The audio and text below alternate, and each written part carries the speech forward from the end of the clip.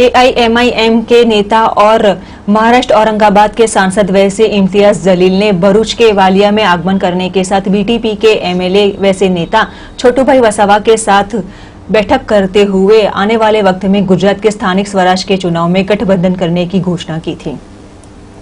गुजरात के स्थानिक स्वराज के चुनाव में बीटीपी और एआईएमआई के साथ गठबंधन कर चुनाव लड़ेंगे वैसी छोटूभाई वसावा ने घोषणा करने के साथ ही राजकीय माहौल में हड़कंप छाया है। गुजरात में स्थानिक स्वराज के चुनाव के पहले एआईएमआई के नेता और महाराष्ट्र के औरंगाबाद के सांसद इम्तियाज जलील और एआईएमआईएम के राष्ट्रीय प्रवक्ता वारिस पठान चुनाव अंतर्गत बीटीपी एमएलए छोटूभाई वसावा और महेश वसावा के साथ उनके निवास स्थान पर औपचारिक मुलाकात करने के बाद आने वाले चुनाव लक्षी रणनीति के मुद्दे चर्चा की गई थी। जो ये मुद्दे आयोजित की गई बैठक के दौरान बीटीपी के एमएलए छोटूभाई वसावा ने बताया था कि देश आजाद होने के बावजूद एससी, एसटी, ओबीसी और मुस्लिमों को आजादी नहीं मिली। पहले कांग्रेस और बीजेपी के साथ गठबंधन किया गया था, लेकिन आदिवासी समाज के लिए कोई भी हित की कार्य नहीं किया गया। एआईएमआईएम के ओवैसी देश में संविधान के लिए लड़त दे रहे हैं, इसीलिए वे उनके साथ गठबंधन करना चाहते हैं।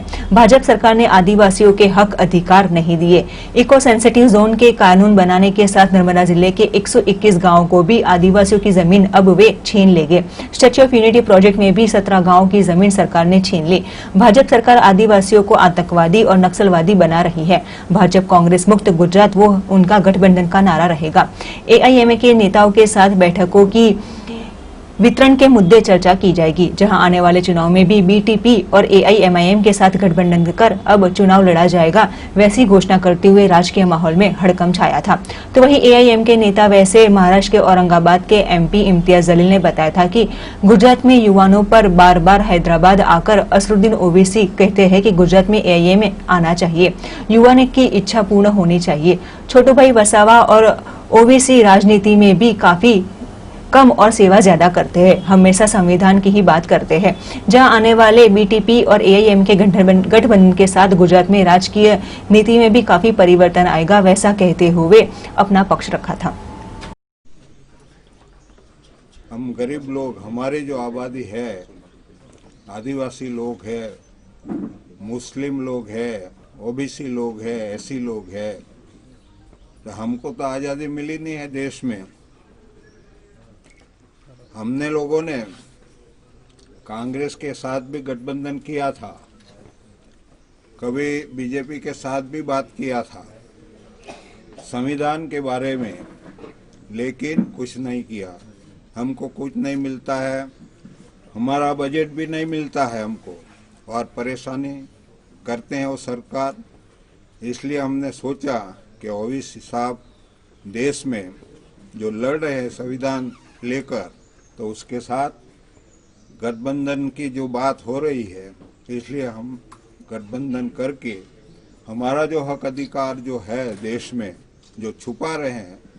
अभी नरेंद्र भाई मोदी की सरकार है, जो गरीबों को कुछ भी नहीं मिलता है।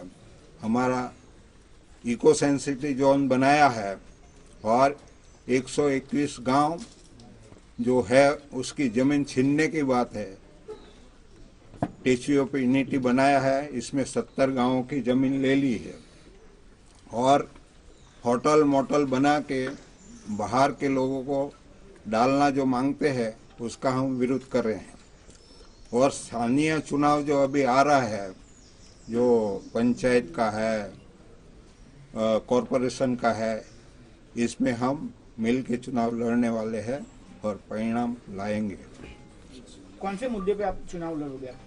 कौन से मुद्दे पे आप चुनाव? अरे बार हमारा बजट भी नहीं मिलता है, हमको परेशानी होती है, हमको आतंकवादी बना देते हैं, हमको नक्सलवादी बना देते हैं, तो हम कैसे बैठ के देखते रहेंगे? इसलिए लड़ना चाहते हैं हम। छोटू भाई, आपके गठबंधन से कांग्रेस को फायदा होगा कि बीजेपी को फायदा होगा? उसको पूछ लेना, हमको नहीं, उसको पूछना। छोटू भाई, मनसुख भाई वसावा ने अभी इस्तीफा दिया था। वो तो सांसद जैसा आदमी ही नहीं है, उसकी बात क्या करते।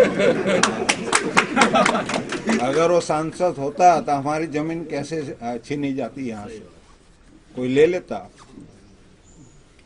छोटू भाई, उसकी फर्ज है ना बचाने की, तो नहीं बचाता है। अच्छा, जिस तरह से गठबंधन की तो बात हो चुकी है, लेकिन स्थानीय चुनाव की बात है तो सीट बंटवारे की किस तरह से कुछ फॉर्मूला बनाई गई है, अथवा तो किस तरह से अभी चुनाव तय कर होंगे? लेंगे ना, बाद में तय कर लेंगे बैठकर।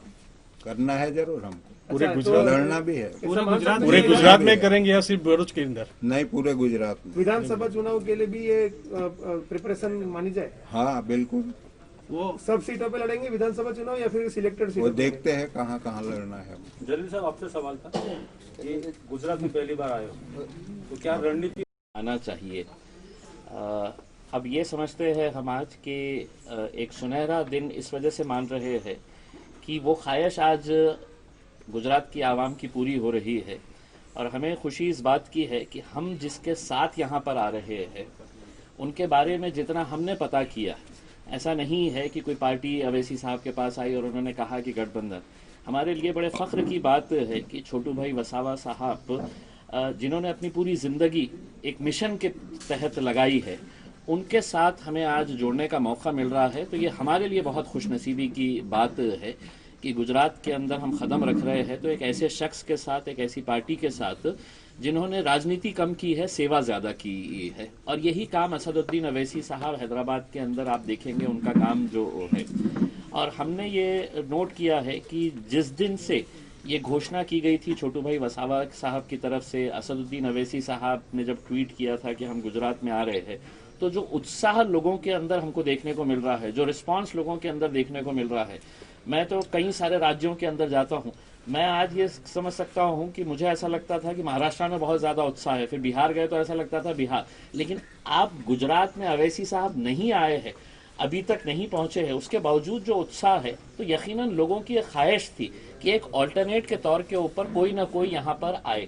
हम ये समझते हैं कि आज तक जो गेम होता है, ये कुर्सी होती है और कुर्सी के अतराफ में है तो खेलना पड़ता है, म्यूजिक दबाई जाती है, जो कुर्सी के ऊपर बैठा वो सत्ता में, तो सिर्फ दो ही खिलाड़ी खेल रहे थे।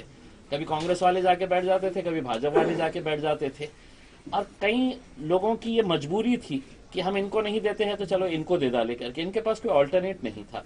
तो अब हम समझते हैं कि AIMIM और BTP एक साथ में मिलकर आएंगे तो एक बहुत ताकतवर एक हमारा अलायंस रहेगा, और अच्छे इश्यूज के ऊपर है तो हम आगे की जितने भी चुनाव रहेंगे उस ताल्लुक से हम लोग आगे बढ़ेंगे। अच्छा, जिस तरह से आपने चुनाव लड़ने की तो बात कर चुके हैं गठबंधन के साथ, लेकिन कांग्रेस कह रही है कि ये तो बीजेपी की बी टीम है और दोनों मिलके उनको ही नुकसान पहुंचाएंगे चुनाव में। देखिए, कम से कम मेरे हिसाब से ये मैं पिछले एक साल के अंदर 2000 मरतबा इसका जवाब दे चुका होगा उसमें। ये अभी एक साहब ने ये कहा है कि इससे नुकसान किसको होगा करके। हमने 70 सालों तक आज़ादी के 70 सालों तक हमने है तो अपने फ़ायदे के बारे में कभी सोचा नहीं है, लेकिन अब सुन ले कोई भी राजनीतिक पार्टी जो है, अब हम हमारे फ़ायदे के बारे में बात करने के लिए आए हैं। अब हम हमारे बारे में सोच रहे हैं। हमने 70 सालों तक आपके बारे में सोचा, लेकिन जब हमको ये एहसास हुआ, हमारी एक पीढ़ी को जब ये एहसास हुआ है कि साहब क्या वजह है कि हम लोग सिर्फ है तो ज़िला परिषद के हद तक रह गए, नगर पालिका के हद तक रह गए हैं, हमको लोकसभा में जगह क्यों नहीं मिलती है, हमको विधानसभा के अंदर जगह क्यों नहीं मिलती है, तब जाकर है तो ये गुस्सा जब अंदर सब फूट रहा है, तब जाकर है तो लोग इस तरह से पीछे आ रहे हैं। अब हमको कोई लेना देना नहीं है किसको क्या नुकसान होने वाला है, किसको क्या घाटा होने वाला है। हम हमारे फायदे के लिए आए हैं, और हमारे फायदे का मतलब ये है कि जितने भी गुजरात के अंदर रहने वाले, चाहे वो आदिवासी समाज के हो, दलित समाज के हो, OBC समाज के हो, मुसलमान हो, जिन लोगों को भी राजनीतिक तौर के ऊपर पीछे रखा गया है, उनको आगे बढ़ाने के लिए हम लोग यहाँ पर आए थे। अच्छा, जिस तरह से आपने गठबंधन की बात की और आप बता रहे कि आपके फायदे के लिए है, संगठन के तौर पर बात की जाए तो बीजेपी का संगठन गुजरात में काफी मजबूत माना जाता है। उनका पेज समिति से लेके पेज प्रमुख तक का भी पूरा संगठन चल रहा है। किस तरह से आपका संगठन आप बनाएंगे गुजरात में? हमारे पास ये सही बात है कि अब हम गुजरात में जो आए हैं, हमारी पार्टी की ये जिम्मेदारी रहेगी कि हम यहाँ पर संगठन को बहुत अच्छे लेवल के ऊपर बनाए, अच्छे लोगों को हम जोड़े।